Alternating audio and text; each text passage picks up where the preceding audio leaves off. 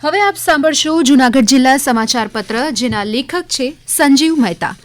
પ્રકાશ પર્વની દિવાળીની ઉજવણી કરવા માટે જૂનાગઢ શહેર અને જિલ્લાની પ્રજા થનગની રહી છે. વિક્રમ સંવત 2081ને વિદાય આપીને નવા વર્ષને આવકારવા માટે જૂનાગઢ શહેરની બજારોમાં રંગબેરંગી રોશની અને ખરીદીની ધૂમ મચી રહી છે.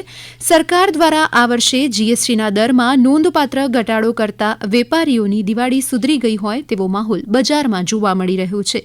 તો બીજી તરફ સરકાર દ્વારા સ્વદેશી વસ્તુઓની ખરીદી કરવાનું પણ અભિયાન ચલાવતા લોકો ઓનલાઈન શોપિંગમાંથી બહાર આવીને હવે સ્થાનિક વેપારીઓ પાસેથી ખરીદી કરી રહ્યા છે, જેને કારણે છેલ્લા એક અઠવાડિયાથી જૂનાગઢ શહેરની મુખ્ય કાપડ બજાર, આભૂષણ બજાર અને સુશોભનની બજારમાં સારી એવી તેજીની ચમક જોવા મળી છે. દિવાળીના તહેવારને ધ્યાનમાં રાખી મહાનગરપાલિકા દ્વારા સ્વદેશી વસ્તુઓની હાટ શરૂ કરવામાં આવી છે, જ્યાં ખાસ કરીને તોરણથી લઈ દીવડા, ઘર સજાવટ અને સૌંદર્ય પ્રસાધનની અનેક વસ્તુઓ કે જે સ્થાનિક ઉત્પાદિત થયેલી હોય તેનું વેચાણ કરવામાં આવી રહ્યું છે. આમ જૂનાગઢમાં અત્યારે દિવાળી અને નવા વર્ષની ઉજવણી કરવા માટે શહેરીજનો સજ્જ બન્યા છે. આ જ દિવસોમાં રાષ્ટ્રપતિ દ્રૌપદી મુર્મુની સોરઠની મુલાકાત પણ ગૌરવભેર બની રહી હતી. રાષ્ટ્રપતિશ્રીએ ગીર અભયારણ્યમાં 20થી વધુ સિંહના દર્શન કરીને રોમાંચની લાગણી અનુભવી હતી. તો નેસડામાં રહેતા માલધારીઓના જીવન કવન વિશે પણ રાષ્ટ્રપતિ દ્રૌપદી મુર્મુએ વિગતો પ્રાપ્ત કરી હતી.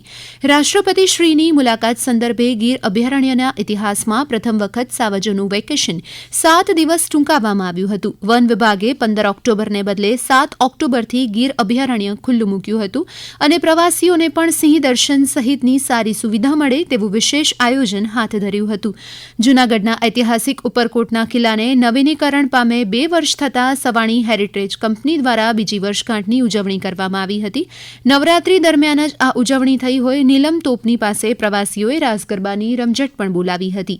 નવલા નોરતાની ઉજવણી દરમિયાન ગિરનાર પર બિરાજતા ઉદયન શક્તિપીઠ એવા અંબાજી મંદિર અને વાગેશ્વરી મંદિર સહિતના માઈ સ્થાનકોમાં ઘટ સ્થાપન, માતાજીના બેઠા ગરબા અને અષ્ટમીના દિવસે હવન સાથે શારદીય નવરાત્રીની ધર્મમય ઉજવણી થઈ હતી. તો જૂનાગઢ શહેરમાં 250થી વધુ સ્થળ પર પ્રાચીન ગરબી અને 20થી વધુ જગ્યા પર જ્ઞાતિ આધારિત નવરાત્રી ઉત્સવની ઉજવણી કરી આ રાસોત્સવને સંગઠન પર્વમાં પરિવર્તિત કર્યો હતો. દશેરાના દિવસે નાની નાની કુમારીઓને લહાણી વિતરણ કરી બાલાઓનું પૂજન પણ કરવામાં આવ્યું હતું. વિજયાદશમીને દિવસે રાષ્ટ્રીય સ્વયંસેવક સંઘે પોતાની સ્થાપનાનો શતાબ્દી મહોત્સવ ઉજવ્યો હતો.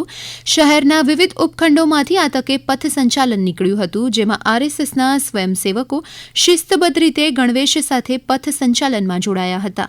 ભક્ત કવિ નરસિંહ મહેતા યુનિવર્સિટીનો 9મો યુવક મહોત્સવ જામ ખંભાળિયા મુકામે યોજાયો હતો. યુનિવર્સિટી હસ્તકની 182 કોલેજના 950થી વધુ વિદ્યાર્થીઓએ વિવિધ સ્પર્ધામાં ભાગ લઈ કલા અને કૌશલ્યનું પ્રદર્શન કર્યું હતું. જૈન સમાજના ગુરુદેવ નમ્રમુનિ મહારાજ હાલ ચાતુર્માસ કરવા માટે જૂનાગઢ આવ્યા હોય તેમના જન્મદિવસની માનવતા દિવસ તરીકે ઉજવણી કરવામાં આવી હતી, જેમાં ખાસ કરી નિઃશુલ્ક પશુ શસ્ત્રક્રિયા મેળાનું આયોજન થયું હતું. સૌરાષ્ટ્રના નામાંકિત પશુ ચિકિત્સકોએ આ મેળામાં પોતાની સેવા આપી 95થી વધુ નાના મોટા પશુઓનું ઓપરેશન તેમજ સારવાર કરી હતી. આજથી 21 દિવસ માટે શાળાઓ બાળકોના કલશોર વિના સુનસામ બની છે.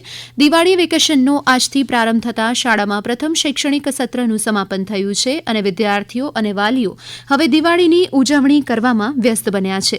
આ સાથે જ જૂનાગઢ જિલ્લા સમાચાર પત્ર અહીં સમાપ્ત થયો, જેના લેખક હતા સંજીવ મહેતા. પ્રસારણ આકાશવાણીના અમદાવાદ, વડોદરા કેન્દ્ર પરથી કરવામાં આવ્યું.